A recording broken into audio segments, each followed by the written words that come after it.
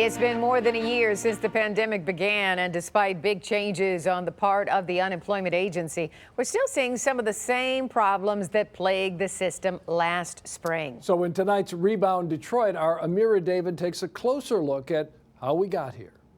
You don't know where you're going to be at the next day.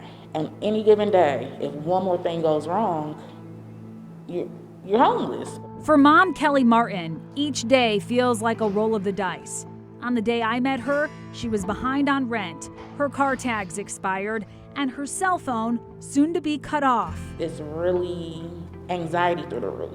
It's an anxiety that began in February after her attempt to do a simple identity verification update on unemployment benefits hit a technical hiccup that sent her finances into a spiral. And Kelly is far from alone. Elsewhere in Michigan is Linda Tobin. My credit cards are maxed out. I had a little savings account. That's gone. My credit score is a mess. Their stories follow countless complaints of delays, errors, and system mishaps the Rebound has been tracking since last spring. But even today, over a year since the pandemic first hit, more than 70% of you tell me in a survey that you're still facing difficulties. We are experiencing heavy call volumes. Thousands of Michiganders in desperation, seeking out help from the media, employment aid organizations, and from lawmakers. In our office alone, have helped almost 1,000 people. Democratic State Senator Mallory McMorrow says helping frustrated constituents has effectively become a full-time job for her staff. What does it say to you that people have to turn to their lawmakers to get sometimes a somewhat small issue resolved? The fact that people have to come to us shows that the system is fundamentally broken. But how did we get here? Was navigating unemployment always this hard? All the focus in unemployment was on fraud.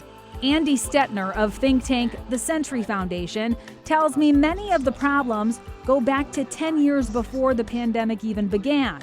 The state prioritizing the root out of fraud, creating a system that often treats a claimant like a suspect. It was designed to be this way. It is designed to be difficult to access unemployment. Budgeting, also a factor.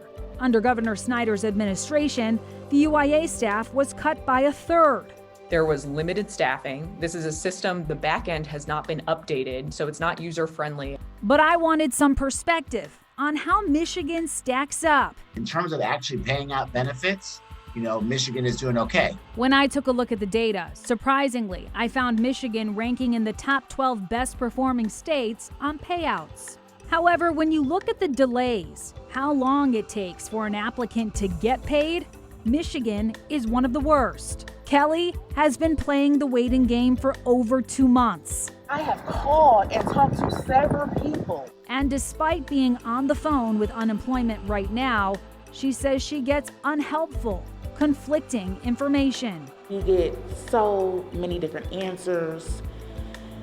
It's just hard to know what to do. It's a critique many of you expressed to us in a recent Rebound post.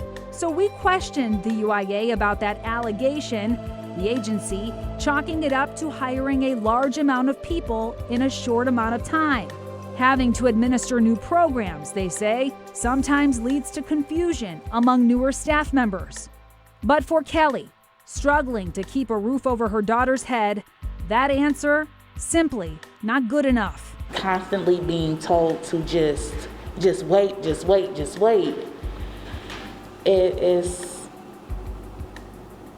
no way to live. We are in the process of trying to get both Kelly and Linda some help. But if you're struggling with an unemployment issue, it's a good idea to reach out to your state rep or congressperson. For the Rebound Detroit, I'm Amira David, 7 Action News. Thank you, Amira.